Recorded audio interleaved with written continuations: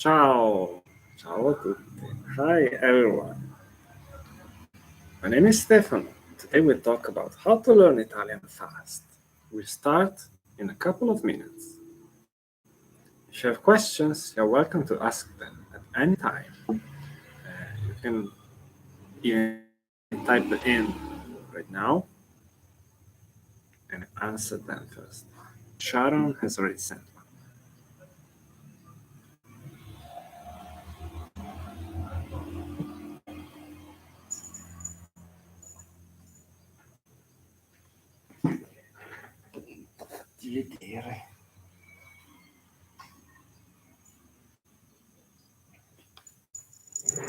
Start in 1 minute.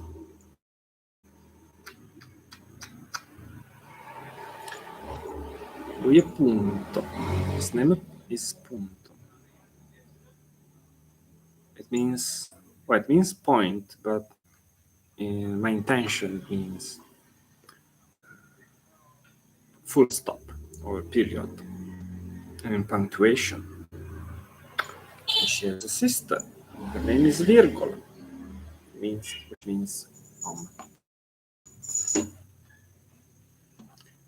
If you have any questions, type them in. And I answer anything about Italian language, also anything about Italy. Could be anything.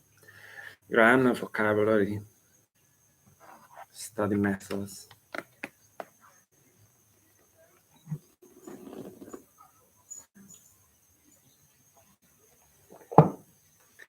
Good. It's 9 a.m. here. And so you know that I'm not in Italy.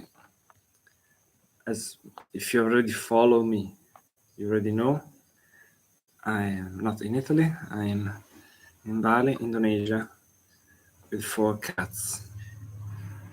Today we talk about how to learn Italian fast. It's not meant to be a lecture, more a Q&A session. And if you have questions, type them in. Anything about the Italian language, grammar, vocabulary, study methods, materials, or even about Italy in general. And I'll answer them. I do have something I want to share with you anyway, but if you have questions, this is your chance. The first one, Sharon. Hi, Sharon. I'm a beginner. I know a bit about verbs, articles, nouns. Maybe I need your videos for intermediate lessons. As a beginner, personally, I tell you, I don't care much about anything about grammar, verbs, article, nouns. Yes, I learned them by using them. But me personally, and what this is linked to what I say anyway, because it's my best tip. Don't care too much about grammar. Me personally, I stopped using study materials about grammar books, or even grammar notes on the internet quite a few years ago. I don't study it. I do learn it, but I don't study it specifically. I don't study grammar rules, exceptions, conjugations. I do learn them, hopefully, through practice. I listen, usually it's audio materials. That's also why I created my own audio course for the Italian language. And get a lot of input. And generally speaking, audio is better than text. And even better if you don't just listen passively, but you repeat what you hear. It could also be you read aloud, what you see, what you read, or you repeat if you're watching a video, you stop and repeat or take notes. because that's how people learn languages, acquire languages in the real world as children. We, we were not given grammar textbooks when we were children, but we did learn how to speak our native language or languages just by mimicking those around us. That's called language acquisition. That's in contrast with language learning, which is what you do in school, in class. We tend to make things more complicated than they are. That's why in my materials, if you, I wonder how many are already studying with me, or learning with my online courses. If you are, tell me here, or if you're new, tell me anyway. I'd like to get to know. Type in the comments so I know who I'm talking to.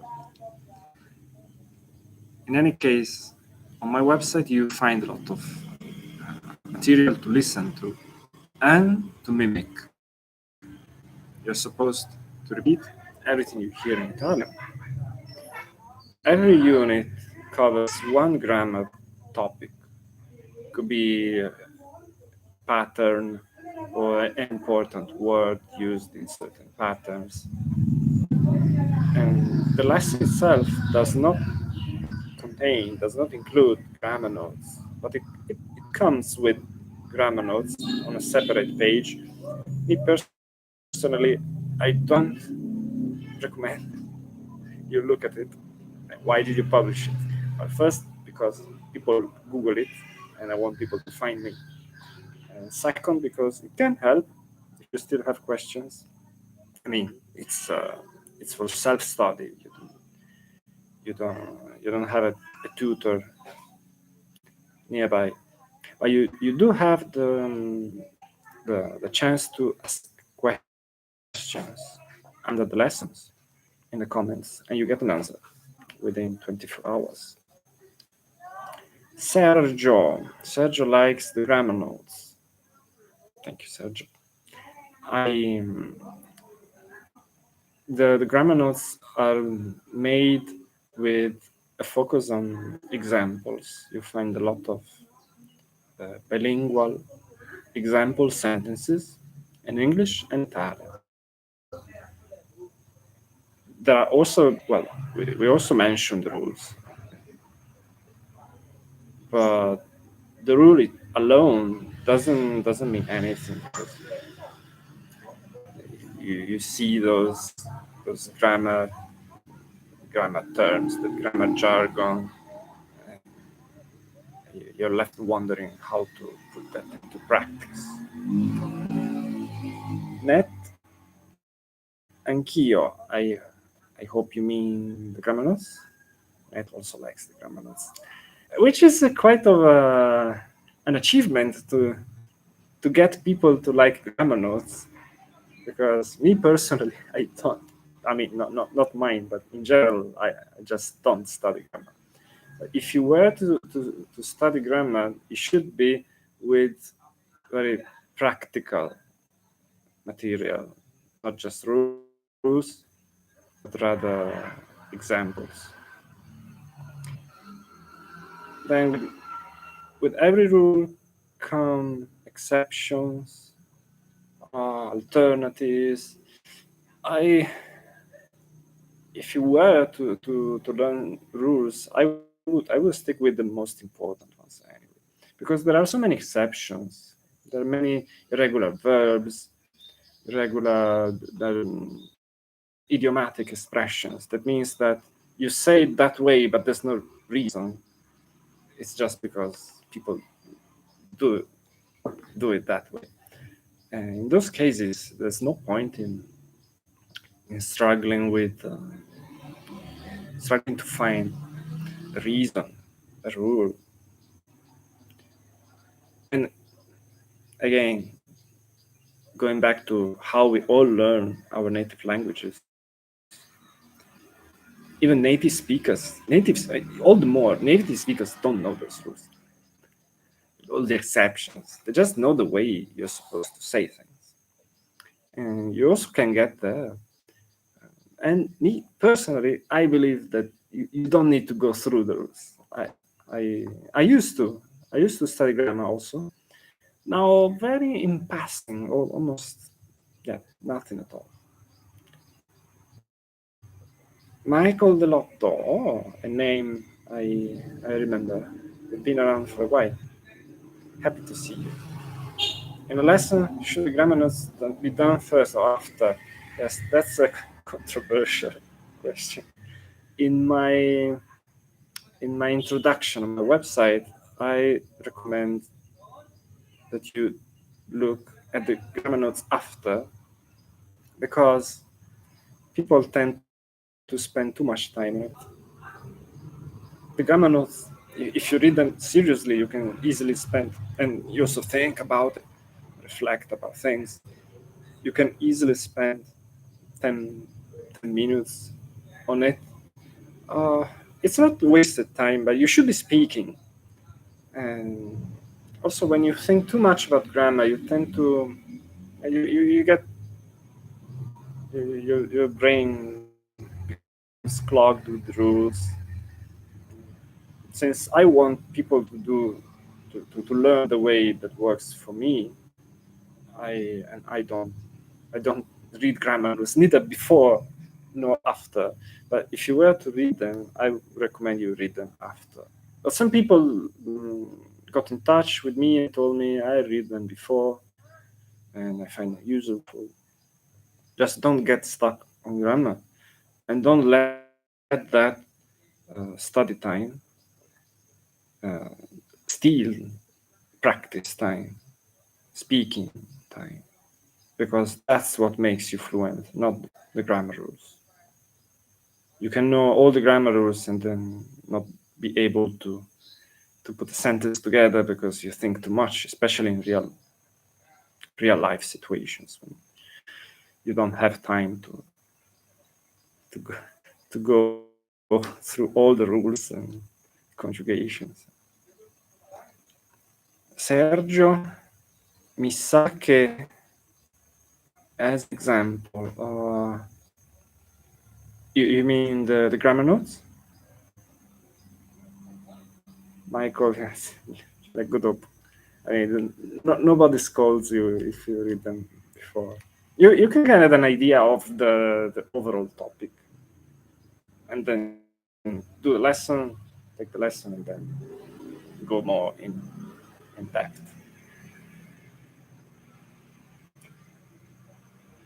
By the way, the grammar topic is just the title is on the lesson, on the audio lesson page. You find the title, the title, the grammar topic in English and Italian. It's one line, and you also see the important word because it's bolded out. So there's a hint to the pattern. Search. Yeah, mi sa che an idiomatic expression. Yeah, mi sa che yeah, I've been asked about that.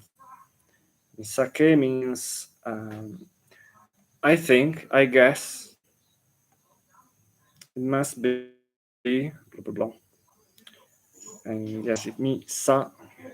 Me is to me. Sa is it knows. Nobody. It's not about anyone or knowing anyone or anything. Okay, is that. So it knows to me that.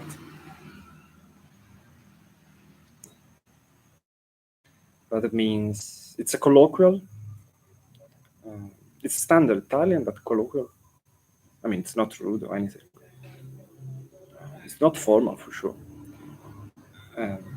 It's used for when you infer something. I suppose. I guess.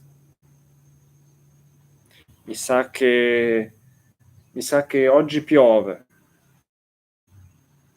I guess today it's going to rain. The cat is meowing. Il gatto miagola. Mi sa che ha fame. I guess she's hungry. Mi sa che is a good trick to avoid the subjunctive when you want to say I think, I guess, because if you were to speak correctly, you use penso or credo, you're supposed to use the subjunctive. I mean, in conversation, you can do without it. People do that. I think it will be abolished sooner or later. But in any case, mi sa che doesn't need subjunctive.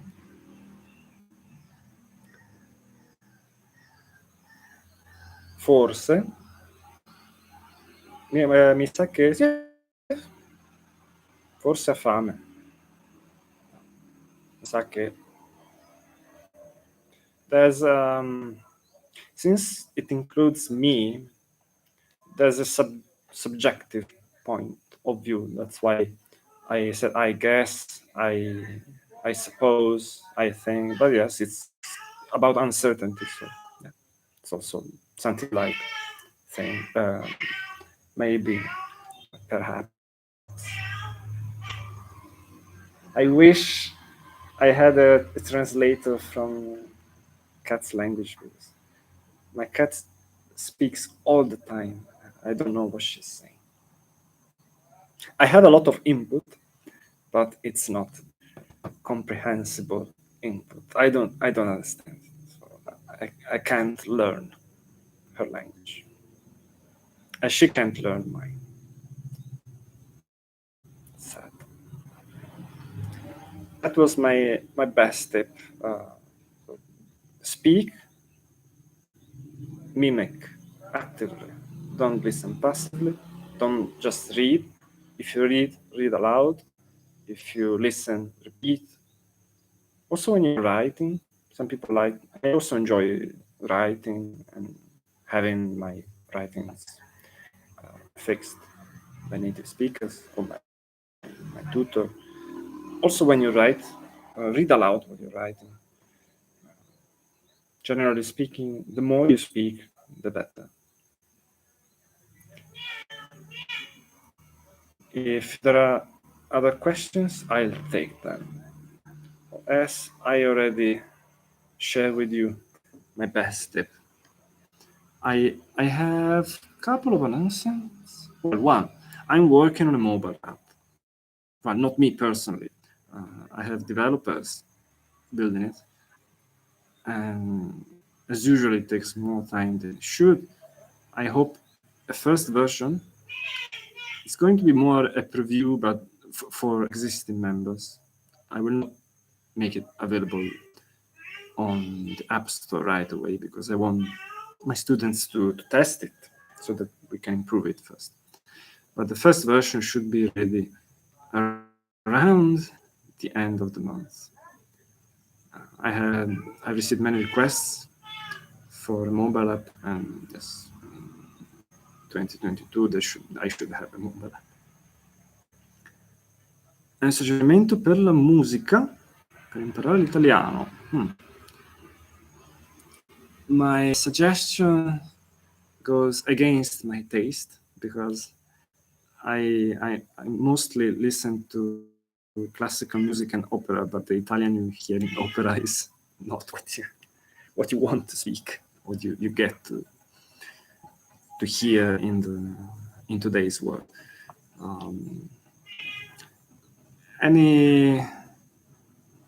Anything, pop music, or as they call it in Italian, they call it musica leggera, light music. Could call it easy listening. There are many popular singer-songwriters, especially from the past. I prefer them. Maybe it's my age. But also because they build full sentences. Because lyrics lyrics they're like poems, that they're not constrained by vulgar grammar. They're written by artists, and don't take them as sample sentences for grammar rules. But you get to know a lot of real world expressions and words. If I am to listen to non-opera, I enjoy thought-provoking songwriters about society, politics, and one classic is Fabrizio De André.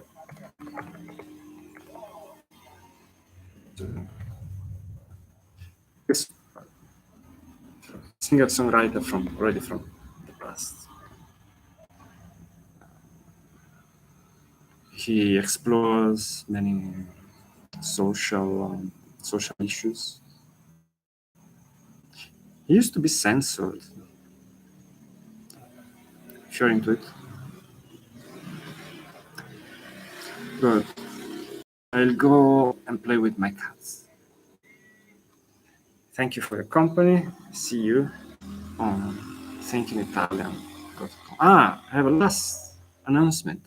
I'm building a forum or a community forum on Thinking Italian. Active members, premium members, get to ask questions. You're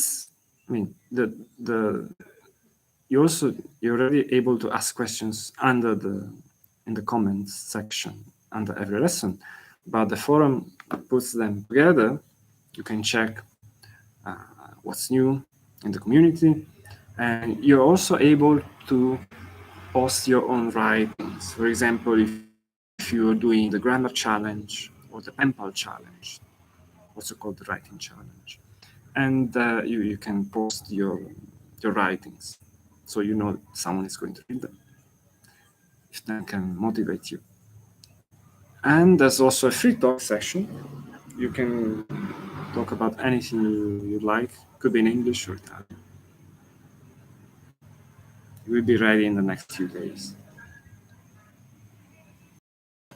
Edward, suggestion for avoiding confusion with other advanced languages. Yeah, that happens. There's no secret way to avoid that. As it applies in general, the more recently and the more frequently you use a language, the easier it is for you to switch to that language. If you want to be ready to speak Italian, you should speak Italian in the few recent days before you want to show off your Italian. But that happens, and happens to me too, between Spanish and Portuguese. Both of them, I learned them long ago. Now I remember part of what I learned, but sometimes I don't remember if it's Spanish or Portuguese because they're very similar. For avoiding confusion in general, you should tune up your brain to speak that language. Focus on that language if you want to have it fresh in your mind. Good. I'll go talk with my cat. Ciao. See you on Think Italian. Ciao, ciao.